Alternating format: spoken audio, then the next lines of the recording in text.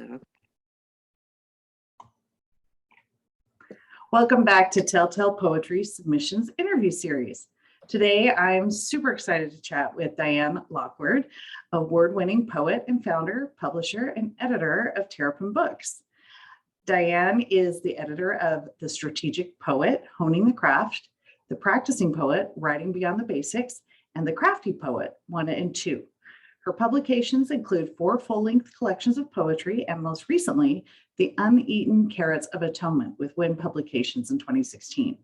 She's also the author of 2 chapbooks, and her poems have been anthologized and appeared in such journals as Southern Poetry Review, Harvard Review, Prairie Schooner, and so many more. She's also been featured on Poetry Daily, Verse Daily, and Writer's Almanac.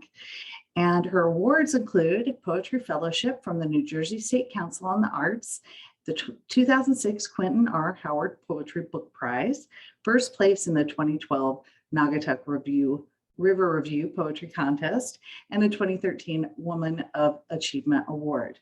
So, warmly welcome, Diane. Thank you. Nice to be here. Yeah, it's lovely to see you and get to chat virtually in person. Yeah. So I did recently receive my copy of The Strategic Poet, which has such an incredible lineup of poets giving craft talks and providing model poems, commentary, prompts, like it's just loaded full of goodies. I'm curious what your process is for soliciting or finding poets that you include in those books. Well, I've been doing a poetry newsletter once a month for the past 12 years, and all 4 of the craft books have evolved out of the newsletter. So the poets who are in this book are, for the most part, poets who were part of an issue of the poetry newsletter. However, this time I wanted the craft talks to be more focused on specific strategies, and past craft talks from the newsletter didn't always fit that plan. So I used a few of the craft talks. For instance, Diane Seuss's appeared first in my newsletter and now in the book, but there were quite a few that I went out and solicited. But in many cases, they were poets I knew from a past book or an anthology, or from Facebook or Twitter, something like that. And then the model poems were all from the newsletter. So I just had to get permission from those poets, which was pretty easy. Everybody said yes. And the prompts I had already written in past newsletters. So I used those too, brought those along. And then I wanted to have some commentaries from individual poets on their poems on specific aspects of craft. So there are 3 model poems and prompts in each of the 13 sections. So I asked one poet from each section to do a commentary. And again, they all said that they would do it, and they all came through for me. Then I also have a bunch of sample poems written to the prompts. Those I got by putting out a general call for submissions. And when you do that, you always sort of worry, maybe nobody's going to respond, but that never happens. Floodgates opened up, and the poems, the sample poems started floating in. So I rather easily got all of those together too. So it sounds like a big job, and I guess it is a fairly big job, but it wasn't that onerous. And I only had there are 114 poets in the book. I only had one poet who declined to do a craft talk because I couldn't pay her. I just don't have the budget to pay all of those poets, although I did send each one a complimentary copy of the book. Sure. Well, and we all have different goals, right? And we have to, set up our boundaries, and her certainly has helped me anyway. I definitely have to, put some guardrails in. Yeah. I think it's fantastic when, if you start something and then you can sort of use that to spin off into something bigger and, more tangible, like your books. Like, I love hearing that it all started with the newsletter, and then just these other connections that you have with poets, kind of bringing that all together in this really incredible project, these books that you do that are just so helpful. I've used them, to teach workshops and other things over the years. And I love the format and the ease of which you can really apply, the principles and how much you can learn from the book. So thank you for doing those. I think they're fantastic. Thank you. There are a number of schools now, colleges and universities, which are using my craft books in courses. And of course, that's just thrilling, because I never contemplated that would happen. And when I started the newsletter 13, 14 years ago, it was just to do the newsletter. I never envisioned that down the road somewhere I would get a book out of it. But then after 3 years or so of doing that newsletter, I started to think, gee, I got a lot of material here. What would happen if I put it all together? So I broached the subject with my publisher at the time, and he was on board for it. So I went ahead and did it. And then came the next one. And so right. Well, I mean, it's such a great model, really. Why not continue it? And that was one thing that I was going to ask about, is really, the format and the concept of the Crafty Poet books. I mean, it sounds like all of it sort of spun out of the newsletter, but the format itself, the way that you present the model poems and the examples and things like that, was that from the newsletter too, or did that evolve on its own? Well, the newsletter has always had categories, but when I sat down to do that first book, that was the hardest one for me to do, because I didn't have an overall concept in mind of how I was going to organize it. So I remember just sitting at my kitchen table. I had printed everything out, all the craft talks, all the model poems and the prompts, and I paper clipped each group together, each piece together, and I just sat there for days staring at that mountain of paper, thinking, what am I going to do with this? I have all this material, but how am I going to put it into some coherent whole?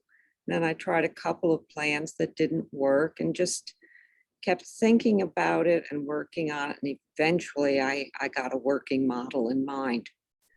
Now, once I did that book, the subsequent books were easier. They fell into place faster. And the most recent one, The Strategic Poet, that was the fastest for me to put together, because I started with a structure. Instead of trying to find a structure from the material, I started with the structure and then plugged in the material. Gotcha. Yeah, that makes sense. No, that is, having so much material that allows you to, wade through it and come up with something is kind of a good problem. Yeah. Instead of having to go find the material.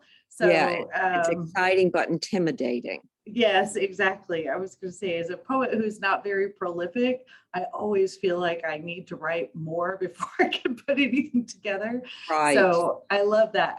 It's exciting to me to hear that you just had, you had so much to work with. Like, that really is, that's a great place to be in, even if it does take a lot of time to figure out what to do with it, right? Of course, I didn't write all of that material. Sure. Write it, I would have been,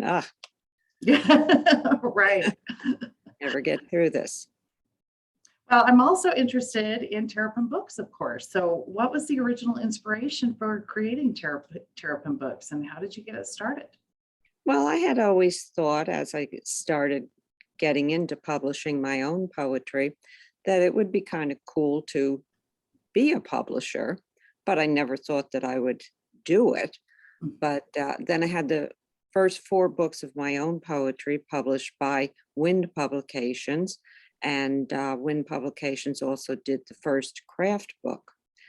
Then I was working on a second craft book, The Crafty Poet 2, and at that point it had started to become clear that my publisher was winding down. And so I started thinking, I better get some other options in mind. And then, as it turned out, he did retire and shut down the press. And that was like from one day to the next. But I had been anticipating that this was going to happen. So I'd been forming an alternate plan. I thought maybe I'll submit it to another publisher, the Crafty Poet True. But then when I thought, oh, the years of submitting and waiting for responses, I just didn't want to let all that time go by. So I thought maybe I'll self-publish it. Then as I started to research the possibilities for that, I realized that that was going to be a lot of work. And it occurred to me that if I was going to do all that work setting up for one book, maybe I should realize that earlier little dream and start a publishing press, for a small press exclusively for poetry. So I went ahead and I did that and published the following 3 craft books with Terrapin. Now, I would never publish my own poetry book with Sure. Terrapin, but it seemed okay to do the craft books because I don't have any work in it except for doing the prompts and putting it together, but it's the work of other poets. So that seemed okay. And then it kind of just went from there. Once I got the name and all the essential paperwork done, just kept going. And now it's been 6.5 years. Oh, goodness. Yeah, Yeah. no, that's incredible. What do you think has surprised you the most about running the press?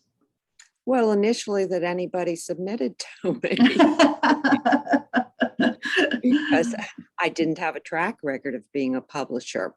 But I think it did help that I had been doing the newsletter, the poetry newsletter, for 12 years, and I had well over 1,000 subscribers to that. And then I'm pretty active on social media. So, and belong to a number of groups there, writers groups. So not a lot of people knew me from there. And then I knew a number of different advertising places to publicize that I was opening my door for publishing. But when I opened it and the submissions started coming in and coming in and coming in, it was like, wow. And I still felt then, and I still feel kind of amazed and very grateful that people are willing to trust me with their work. It's very gratifying. Yes, absolutely. Well, and I think the craft books helped a lot too, because they Oh, proved, like how great your work ethic and your capability to really pull projects together. Like, yeah. why not send you a manuscript? I hadn't thought of that, but that makes sense. Yeah, I think so. I think so. So now I have 4 craft books, 4 anthologies with Terrapin, and about 3 dozen, maybe a few more individual collections by individual authors. Right. So it's really That's evolved. That's quite a bit considering Yeah, it's only been 6 years. So that's a Yes. pretty good pace. Yeah. Especially for a small press and everything else that you're doing within the community. So, so Terrapin has 2 reading periods for full-length manuscripts. One's coming up here, January 24th through the end of February, and then again in the month of August, correct? Right. Can you tell us a little bit about your publication process and how you do that difficult task of selecting your manuscripts? Okay.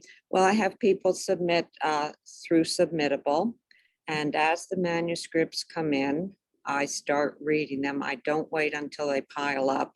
One of my goals when I started the press was to do it efficiently, not to keep people waiting for months and months and months to get a response to their submissions, and not to keep accepted manuscripts waiting for years to get published. So I start with the manuscripts as they come in. I read them. I don't read each one in its entirety as they come in, but I read a dozen or so poems, and the ones that seem promising, I put into a folder marked with a yes. That yes doesn't mean yes accepted. It means yes, I'm going to give this a closer look. And then some get marked maybe, and some get marked no. Then after the end of the submission period, I go back through the yeses and I read each of those manuscripts carefully from beginning to end, sometimes more than once.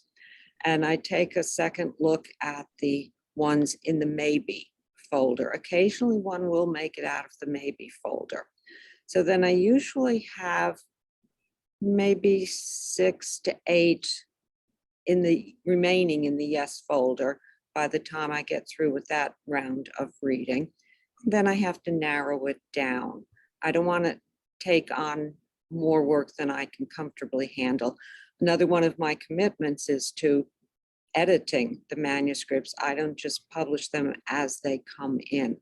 I want to go over them and think about the structural plan. Are these poems arranged in the best order, or could I suggest a better order, something a little different? Are all the poems in here essential? Are they all up to par? Are there some poems that need to be removed? So I think about which ones are going to require a ton of editing. If so, and I still like them, then I'll give some feedback and say, try me again next time. The ones that I feel are fairly close to done, those become the final yes poems. And then 2 to 3 weeks after the end of the submission period, I will notify people. That is really fast. That is super efficient. I've definitely, sent out my share of manuscripts, and some of those will sit and churn for, a year. I see poets complaining longer. about that all the time on Facebook. Mhm. They've been waiting a year or more to get a response on a manuscript, or even submissions to journals, which is even harder to believe when they've submitted only a handful of poems. And then the other thing is, another one of my goals in the efficiency department was I wanted to be able to get the books out, published within a reasonable amount of time. I frequently see somebody very happy because I just had my manuscript accepted. Look for it in spring of 2024. I think, Right. yeah, if we're all still here in 2024. So I'm committed to getting them out in under a year. And it's usually 6 to 8 months. That's really, I appreciate that very much. We definitely need more of that. And you would think with technology, that some of these efficiencies would be easier for presses. And I do know that, a lot of them are similar to yours, where you're essentially, it's a labor of love and you're volunteering your time, and there's really not a lot of money to be made or to hire additional staff. Certainly Yeah. understanding that, but the approach you take to really just saying, okay, this is what I can handle. My goals are to get it done in this amount of time. It really sounds like, the ideal situation for a small press. So hopefully more will start to look for those efficiencies and apply some of that to what they do as well. What else would you like to see more of in the literary community? Certainly, speeding up the time of which it operates would be fantastic. But what do you think you'd like to see more of? Well, to be rather crass about it, I would like to see poets buying more of each other's books. I see a lot of verbal support for each other's books. Good for you, way to go, and so on. A lot of cooperation with Zoom readings and so on. But I don't think that poets are buying each other's books as faithfully as they ought to be. So I kind of have the golden rule: take care of other people's books in the same way that you would like them to take care of yours. Do you want your book to be reviewed? Then maybe you should do a couple reviews of other people's books. You could do 1 or 2 reviews a year. If you can't do a full-length review, maybe you can do Goodreads reviews. You can do Amazon reviews. Would you like other people to buy your book? Do you want your book to sell? Then you really ought to invest in other people's books at the same time. So what you put in to the poetry community, you're probably going to get back, or you will deserve to get it back if you're putting in some good cooperation and support of other people's works. So maybe a little bit more of just buying other people's books. It keeps us all going. Yeah, absolutely. Absolutely. I really, that's something I encourage as well, certainly just participating in any way you can. And there are, plenty of low cost or no cost ways that people can support each other's work, just like you Right. mentioned. So, Right. yeah, And I think it's absolutely. particularly important now when people are, because of COVID, are still unable to do in-person readings. I had hoped a few Right. months ago that we're getting back to in-person readings, but they shut down almost as soon as they had reopened with the variants coming around. So it's really just more important than ever that we support each other's work and keep those books alive. One of the ways we keep our books alive is through the in-person readings, a book launch Right. party and signings and so on. And people haven't been able to do that.